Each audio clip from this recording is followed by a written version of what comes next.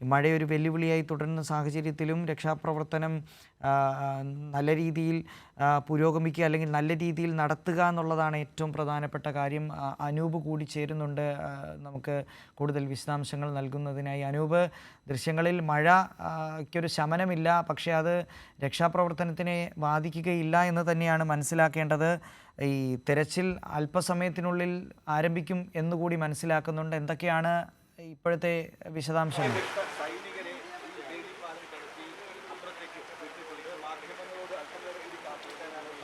ഇപ്പോൾ ഇപ്പോൾ കൂടുതൽ സംഘങ്ങൾ ഇപ്പോൾ ബെയിലി പാലം വഴി കൂടുതൽ സംഘങ്ങൾ ദൗത്യ സംഘാംഗങ്ങൾ ഇപ്പോൾ മുകളിലേക്ക് മുണ്ടക്കയിലേക്ക് ഇപ്പോൾ സഞ്ചരിച്ചുകൊണ്ടിരിക്കുകയാണ്.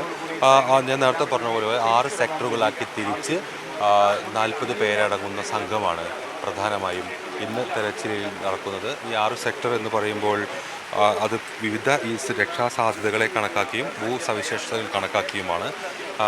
വിദഗ്ധ സേവനം ആവശ്യമുള്ളിടത്ത് അല്ലെങ്കിൽ സാങ്കേതിക സംവിധാനം കൂടുതൽ ആവശ്യമുള്ളിടത്ത് അത്തരത്തിലുള്ള സംഘങ്ങളെയാണ് നിയോഗിക്കുന്നത്. എല്ലാ സംഘങ്ങൾക്കും ആവശ്യമായ സജ്ജീകരണങ്ങൾ നൽകിയിട്ടുണ്ട്. അതുകൂടാതെ തന്നെ ഈ സംഘങ്ങൾ തമ്മിലുള്ള ഏകോപിതമായ പ്രവർത്തനവും നടക്കുന്നുണ്ട്. അവർ ഈ സ്ഥലത്തെ സാഹചര്യം സംബന്ധിച്ച് കൺട്രോൾ റൂമിലേക്ക് ഈ ഏകോപന സംവിധാനത്തിൻ്റെ ഭാഗമായി വിവരങ്ങൾ അറിയിക്കും. അതിനനുസരിച്ച് ആവശ്യമായ സജ്ജീകരണങ്ങൾ അവിടേക്ക് എത്തുക. പെട്ടെന്ന് ഹിറ്റാച്ചിയോ മറ്റോ ആവശ്യമെങ്കിൽ അത് ലഭ്യമാക്കാൻ ഇത്തരത്തിലുള്ള ഏകോപിത സംവിധാനത്തിലൂടെ സാധ്യമാകും. അതോടൊപ്പം മറ്റ് മണ്ണിന് താഴെ തെരച്ചിൽ നടത്തേണ്ടതായിട്ടുള്ള സാഹചര്യമുണ്ടെങ്കിൽ അതിനുള്ള സംവിധാനം, ഇത്തരത്തിൽ ഒരു ഏകോപിത സംവിധാനം സജ്ജമായിരിക്കുന്നു എന്നുള്ളതാണ് 4ാം ദിവസത്തിൻ്റെ തെരച്ചിലിൻ്റെ പ്രത്യേകത. നമുക്ക് ഏറ്റവും സഹായകമാവുന്നത് ഇന്ന് ഈ രക്ഷാപ്രവർത്തകർക്ക് കൂടുതലായി ദുരന്തബാധിത മേഖലകളിലേക്ക് എത്തുന്നതിനു വേണ്ടി ഉള്ള ഒരു സംവിധാനം സജ്ജമായിരിക്കുന്നുള്ളതാണ്. മിലിറ്ററിയുടെ നേതൃത്വത്തിൽ കഴിഞ്ഞ ദിവസം വൈകിട്ടോടുകൂടി പൂർത്തീകരിച്ച ബെയിലി പാലത്തിലൂടെ ഈ ഗതാഗതം ഇന്ന് സുഗമമായി നടക്കും.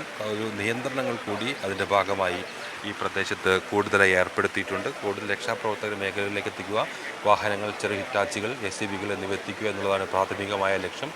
ഇപ്പോഴും ആരെങ്കിലും അവിടെ ഉണ്ടോ, ജീവനോടുകൂടി ഉണ്ടോ, കുടുങ്ങിക്കിടക്കുന്നതായി ഉണ്ടോ എന്നുള്ളത് തന്നെയാണ് പ്രാഥമികമായി പരിശോധിക്കുന്നത്. എന്നാൽ സൈന്യത്തിൽ നിന്ന് ഉൾപ്പെടെ വിവിധ നിരീക്ഷണ സംവിധാനങ്ങൾ ഉപയോഗിച്ച് നടത്തിയ പരിശോധനകളിലും തിരച്ചിലിലും ഇനി അത്തരത്തിലൊരു സാഹചര്യമില്ല. അത്തരത്തിൽ ആളുകൾ കുടുങ്ങിക്കിടക്കുന്ന സാഹചര്യങ്ങൾ ഈ മേഖലയിലില്ല എന്നുള്ളത് സൈന്യവും ജില്ലാ ഭരണകൂടവും സ്ഥിരീകരിച്ചിട്ടുണ്ട്.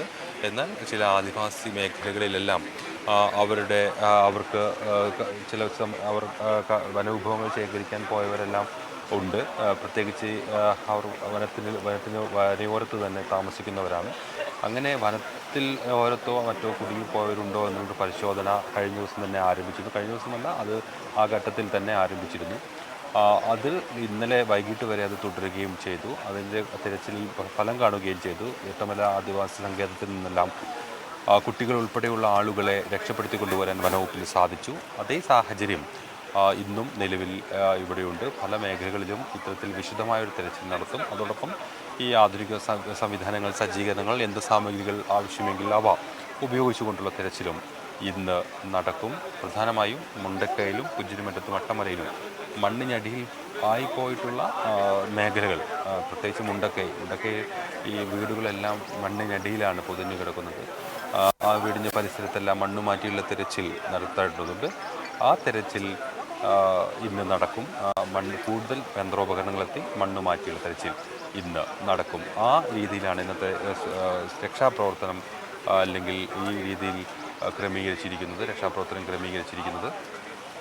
നമുക്ക് അറിയുന്നത് പോലെ കഴിഞ്ഞ ദിവസങ്ങളിൽ ഇന്നലെ പകൽ സമയത്തെല്ലാം മഴയ്ക്കൽപ്പം കുറവുണ്ടായിരുന്നെങ്കിലും ഇന്ന് അതിശക്തമായ മഴ രാവിലെ തന്നെ പെയ്തു തുടങ്ങുന്ന സാഹചര്യമുണ്ട്.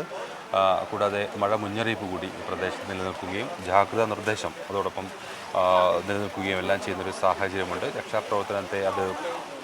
രക്ഷാപ്രവർത്തനത്തിൽ തടസ്സം സൃഷ്ടിക്കുന്ന സാഹചര്യമുണ്ടെങ്കിലും പരമാവധി അതിനെ പ്രതിരോധിച്ചുകൊണ്ട് രക്ഷാപ്രവർത്തനം തുടരാൻ തന്നെയാണ് ജില്ലാ ഭരണകൂടം തീരുമാനിച്ചിരിക്കുന്നത്. അതിൻ്റെ അടിസ്ഥാനത്തിലാണ് ഒരു വിപുലമായ പദ്ധതി ഇതിനായി തയ്യാറാക്കിയിരിക്കുന്നത്.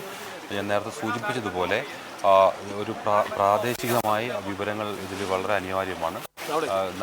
കാണാതായി പോയിട്ടുള്ള ഇപ്പോൾ ഈ പ്രദേശത്ത് എത്ര പേർ ഉണ്ടായിരുന്നു, അവരിൽ എത്ര പേർ ഇവിടെ വീടുകളിൽ ഉണ്ടായിരുന്നു, അതോടൊപ്പം റിസോർട്ടുകളിലോ മറ്റോ വിദേശ സഞ്ചാരികൾ ഉൾപ്പെടെ ആരെങ്കിലും താമസിച്ചിരുന്നോ, എന്നത് സംബന്ധിച്ചെല്ലാമുള്ള വിശദമായൊരു കണക്കെടുപ്പ് അത് അതിൻ്റെ പൂർത്തീകരണ ഘട്ടത്തിലാണ്. തോട്ടമുടമകളോട് ഈ തോട്ടം തൊഴിലാളികളെക്കുറിച്ചുള്ള വിവരശേഖരണം നടത്തി അത് പെട്ടെന്ന് തന്നെ ജില്ലാ ഭരണകൂടത്തെ അറിയിക്കാൻ നിർദ്ദേശം നൽകിയിട്ടുണ്ട്. റിസോർട്ടുകളോടും അതുപോലെയുള്ള സ്ഥാപനങ്ങളോടും അവിടെ ആരെങ്കിലും ഇത്തരത്തിൽ എത്തിയിട്ടുണ്ടോ എന്നുള്ളത് സംബന്ധിച്ച് വിവരം നൽകാൻ ആവശ്യപ്പെട്ടിട്ടുണ്ട്. ചില ക്യാമ്പുകൾ പ്രദേശത്ത് നടന്നിരുന്നു എന്നാണ് നമുക്ക് മനസ്സിലാക്കാൻ സാധിക്കുന്നത്. കുട്ടികളുടെ ചില ക്യാമ്പുകളാണത്. അങ്ങനെ സംഘടിപ്പിച്ച ക്യാമ്പുകളിൽ അന്ന് ആരെങ്കിലും കാണാതായിട്ടുണ്ടോ എന്നെല്ലാമുള്ള ഒരു പരിപൂർണമായ വിവരശേഖരണമാണ് നടത്താൻ ഉദ്ദേശിക്കുന്നത്.